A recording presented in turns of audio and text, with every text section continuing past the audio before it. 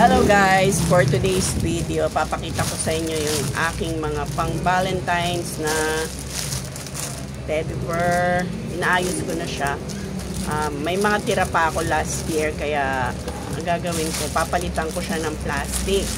Ito yung medyo luma ng plastic. Wala pala siyang nabibili yung gawa na. Naka-roll pala yung plastic nito. May pinili ako sa Divisoria. Ito, naka-roll siya. I-stapleran mo lang pala yung mga gilid niya, no? Naka-stapler yan. Ito yung luma. Ito na yung bago. Compare yun sa dati. Medyo madumi na yung plastic. Maalikabok.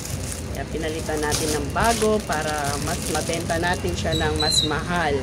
Ang puhunan na nito sa Divisoria nasa 130.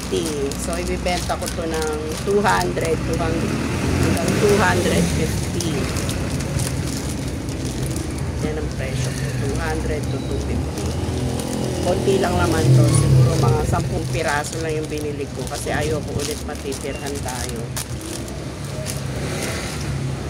Ito pa. Meron pang isang napakalaki. Hindi na ako bumili ng ganito. Kasi may mga natira din ako, sayang. Ay, ang laki ng puhunan mo dito. Nasa 200 plus ang puhunan. Benta ko nito 350. Siguro mga 4 yung natira kong ganito. Kaya ibibenta ko na lang. Pinalitan ko na rin siya ng plastic. Maganda na ulit siyang tignan. Plus, meron pang ganito. Wait lang, kuhin ko. Ito, yung basket. Papalitan ko rin ito ng plastic para mas gumanda. Ang benta nito is 250. Pang Valentine, 2 araw na lang. 2 tulog na lang, Valentine na. Yung mga walang ka-Valentine dyan, maghanap-hanap na kayo.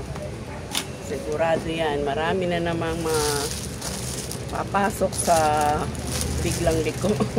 Marami na naman ang mapobuntis.